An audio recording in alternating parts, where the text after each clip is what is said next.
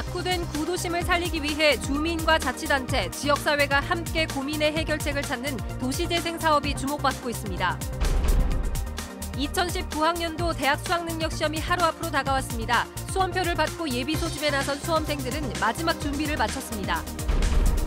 정부가 일부 SOC 사업의 예비 타당성 조사를 면제하겠다고 밝혔습니다. 도내에선 어떤 사업이 포함될지 관심이 모아지고 있습니다. 검찰이 더불어민주당 심기준 국회의원의 원주 사무소 등을 압수수색했습니다. 심 의원의 정치자금법 위반 정황을 포착한 것으로 전해졌습니다.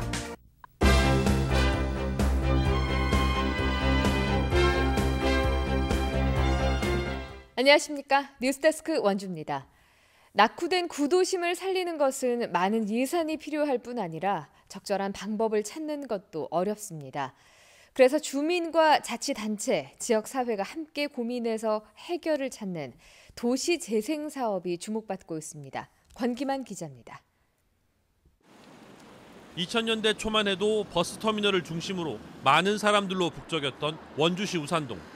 터미널 이전과 함께 상경기가 급속도로 나빠졌고 가까이 있는 대학에서 수도권을 오가는 통학버스를 운행하기 시작하면서 상황은 더욱 악화됐습니다. 시외버스 터미널이나 이런 거 있을 때하고 지금은 아주 천지차이죠. 그리고 지금은 전혀 장사가 된다고 볼 수가 없는 그런 상황이에요. 우산동 주민과 대학, 원주시가 이 일대를 대학 타운형 도시로 만드는 도시재생 사업을 함께 추진하기로 했습니다. 사업의 구상 단계부터 함께 고민해 가장 효과적인 개발 방식을 찾겠다는 겁니다.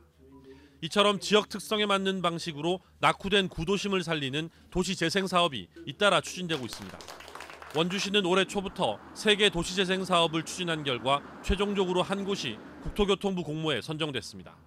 이곳 학성동 일대는 국토교통부의 도시재생 뉴딜 사업 공모에 선정되면서 내년부터 322억 원이 투입돼 대대적인 도시재생 사업들이 추진됩니다.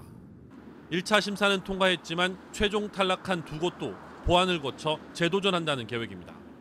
처음 심사를 받는 과정에서 미비점이라든지 이걸 충분히 알았기 때문에 내년에는 두 곳 다 꼭 선정될 수 있도록 노력하겠습니다. 주민들을 대상으로 한 도시재생 아카데미도 운영해 앞으로는 주민 주도의 도시재생 사업을 발굴 추진한다는 구상입니다. MBC 뉴스 권기만입니다. 수능 시험이 하루 앞으로 다가왔습니다. 도내 수험생들은 예비 소집을 통해서 유의사항을 전달받고 시험실을 확인하는 등 마지막 준비를 마쳤습니다. 김진아 기자입니다. 고3 수험생에게 시험장과 수험번호가 적힌 수험표가 전달됐습니다. 시험 준비에 동고동락했던 담임 선생님은 응원의 마음을 담아 제자 한 명 한 명 힘껏 안아줍니다. 그만 열심히 했는데 긴장하지 말고 잘 볼 수 있도록. 수험표를 받아든 학생들은 수능이 내일로 다가왔음을 실감합니다. 내일 진짜 수능이어도 긴장하지 말고 그냥 여태까지 해왔던 거로 딱 기본 실력대로 잘 봤으면 좋겠습니다, 모두가. 수시 전형의 응시에 이미 합격 여부가 판가름난 학생들도 많지만 친구들이 끝까지 마무리 잘할 수 있도록 서로를 응원했습니다. 최선을 다했는데 내일 좋은 결과가 있었으면 좋겠다. 수능 대박! 화이팅! 도내 수험생은 원주 시험지구 4,600여 명을 포함해 모두 14,900여 명. 예비 소집을 통해 미리 시험실 위치를 확인하고 유의사항을 전달받았습니다. 특히 4교시 탐구 영역 시간에 한 과목을 선택한 학생이 먼저 문제를 풀거나 동시에 2과목 이상 문제지를 풀면 부정행위로 적발되는데 작년에 도내에서만 3명이 이 같은 이유로 시험이 무효 처리돼 각별한 주의가 요구됩니다. 또 올해부터 전자담배와 블루투스가 가능한 이어폰에 시험장 반입 자체가 금지돼 소지했더라도 1교시 이전에 반납해야 합니다. 수험표는 분실시 관리본부에서 임시 수험표를 발급받을 수 있으며 교통편이 마땅치 않아 시험에 늦게 될 상황인 경우 112로 전화하면 경찰의 도움을 받을 수 있습니다. MBC 뉴스 김진아입니다. 고속도로와 철도 등 SOC 사업은 정부의 예비 타당성 조사를 거치는데요. 통과하는 사업이 많지 않습니다. 이런 가운데 정부가 경제 활성화를 위해서 일부 사업의 예비 타당성 조사를 면제하겠다고 밝혀서 대상 사업이 주목됩니다. 강화길 기자가 보도합니다. 춘천과 철원을 잇는 63km의 고속도로 건설 사업. 20년째 제자리 걸음입니다. 정부의 예비 타당성 조사에서 발목이 잡혔기 때문입니다.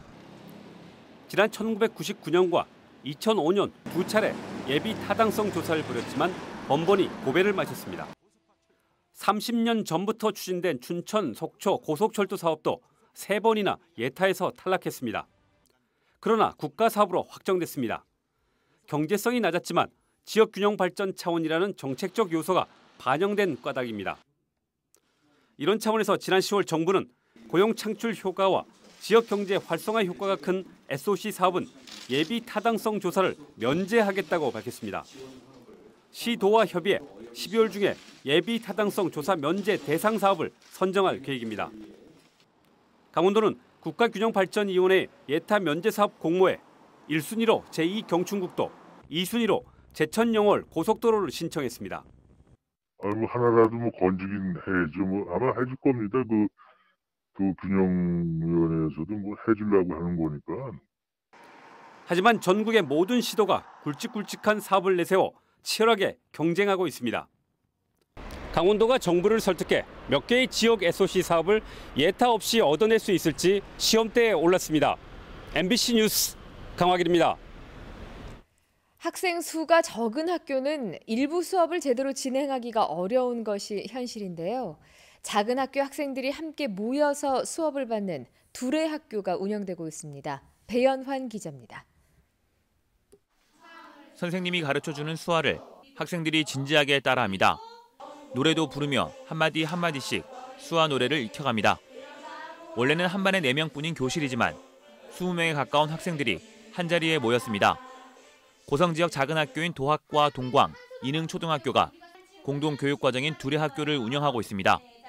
체육 같은 거는 그 인원수가 조금 팀을 나누기 좀 힘든데 여긴 팀 나누기도 쉬웠고 활동도 더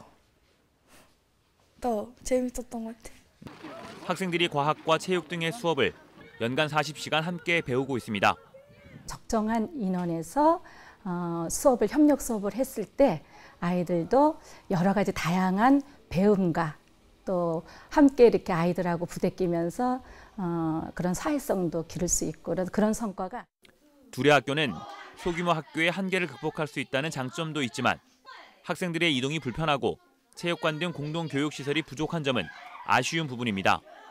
이동 수단이 조금 확보가 되었으면 좋겠고 지금 저희 도학, 이능, 동강 다 세 학교가 다 목적실이 굉장히 작은 편이고 체육관 시설이 따로 없어요. 그래서 강원도 교육청에 따르면 도내 초등학교 가운데 교육부 기준 통폐합이 필요한 소규모 학교 비율은 51.6%로 절반을 넘습니다.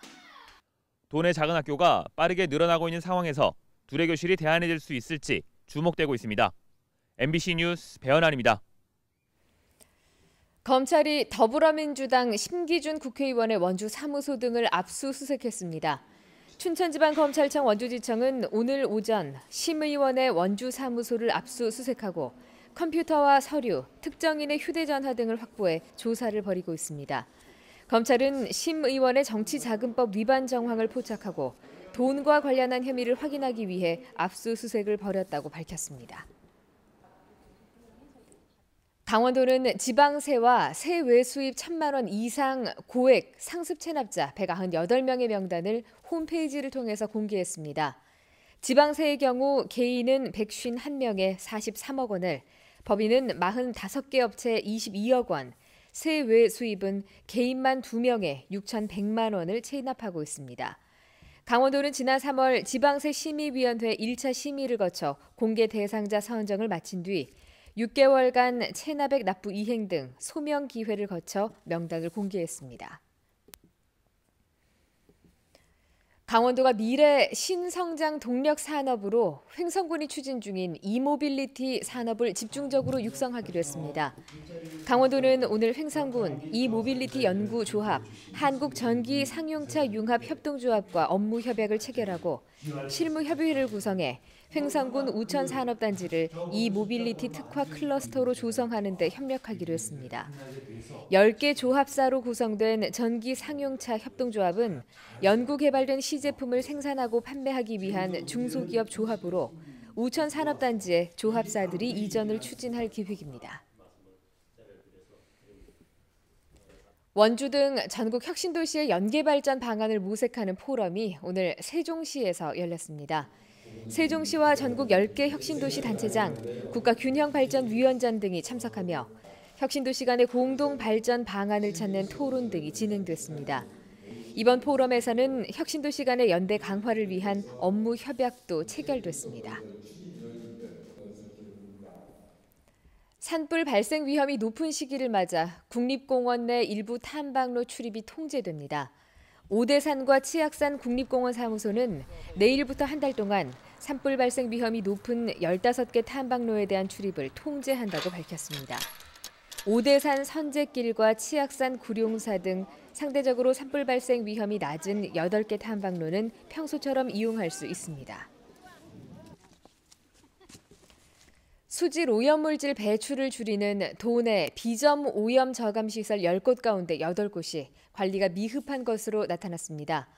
원주지방환경청은 지난 2개월 동안 도내 35곳의 비점 오염 저감 시설의 관리 실태를 점검한 결과 29곳의 관리가 미흡했다고 밝혔습니다.